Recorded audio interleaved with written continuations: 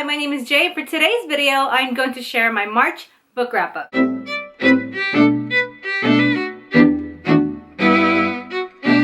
am in the middle of shooting a bunch of videos all in one day because I have time and I have about an hour to get ready for work and go get a Starbucks and get my cold brew, peppermint syrup, and 2% milk combination before I head off to work, which you would know is my favorite thing if you had seen my March favorites video.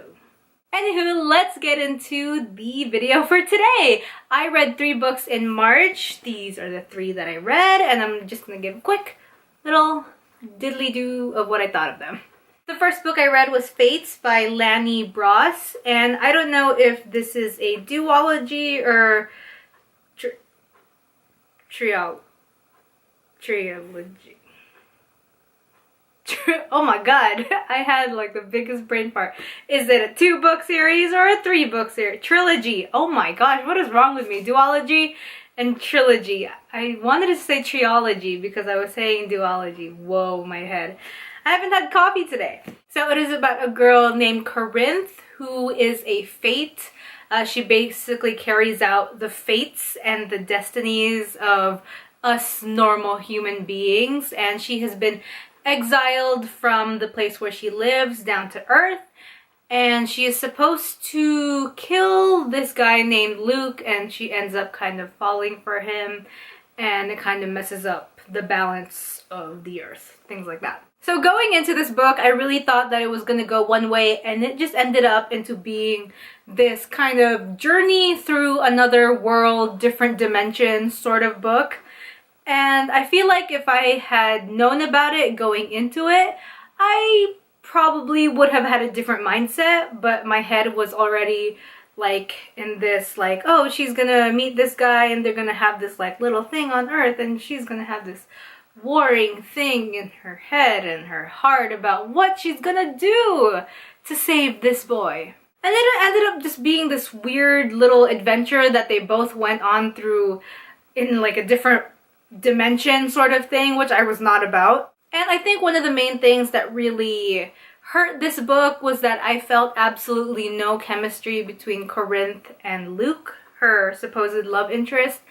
Yes, they're fated to be together, I guess, but there was absolutely no connection between the two that I really felt, so that was just a womp for me. Also, I am very picky when I read fantasy-related books because sometimes a lot of the things that, when you go and like dive into the world of like a fantasy novel, there is a lot of things going on because they have to like explain like how the world works and like if there's any different creatures and like things like that. If you read fantasy novels, you know what I mean. And I'm really picky because a lot of the times I can get real bored of what's going on, or my mind just kind of starts to wander. So unfortunately that kind of happened with me with this book. There was a lot of things going on and it just basically lost my interest. The next book I read was that's not what it is. The Museum of Heartbreak by Meg Letter, and this is a contemporary romance novel which is a little bit more in my alley.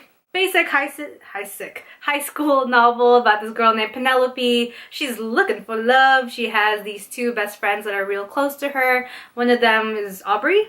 Yes. Oh, Audrey, who has made friends with kind of the popular girl, and she feels like she's kind of distancing herself away from Penelope. And then they have another friend, a guy friend, forgot his name, F, who has been kind of acting weird around her. And then there's this new guy named Keats who she is absolutely head over heels in love with and wants to be in a relationship with, and then things happen in the book. I think this would have really hit it out of the park if there was more emphasis in the relationships between her and like little trio of friends. One of the things that I love the most about this book is that it is separated into, instead of like having chapter titles, it's separated into things like this. So like it kind of looks like a museum little plaque, I guess, like a little explanation of what the object is, which I thought to be super cool, hence the Museum of Heartbreak. the title of the novel. And I honestly think it would have been really great. I love Penelope. She was quirky and fun and very super relatable. And I really loved F.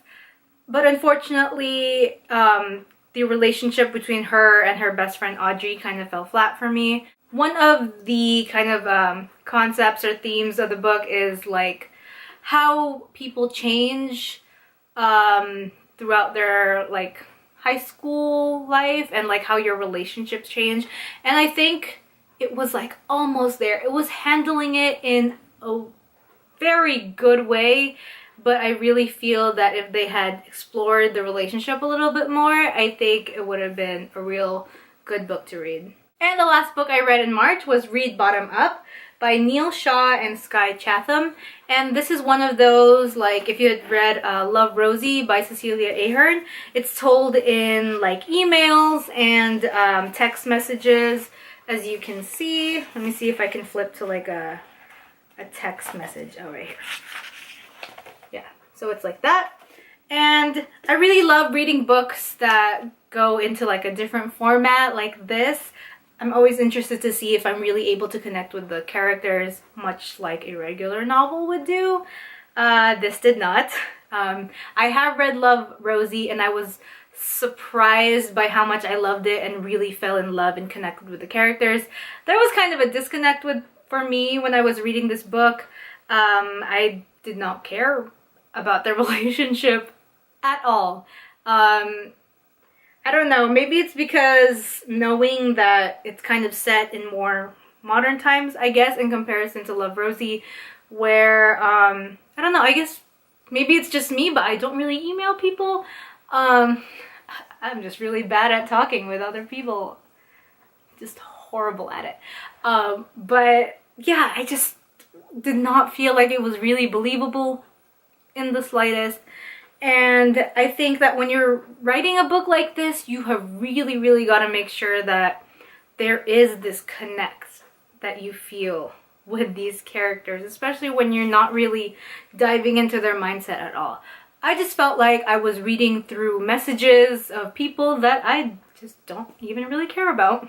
If you want to know more about what I thought about these books, I will leave a link down below to my Goodreads page, which you should look into if you want to know what books I'm reading, if you're looking for a good book recommendation, or if you're looking for books that you should avoid.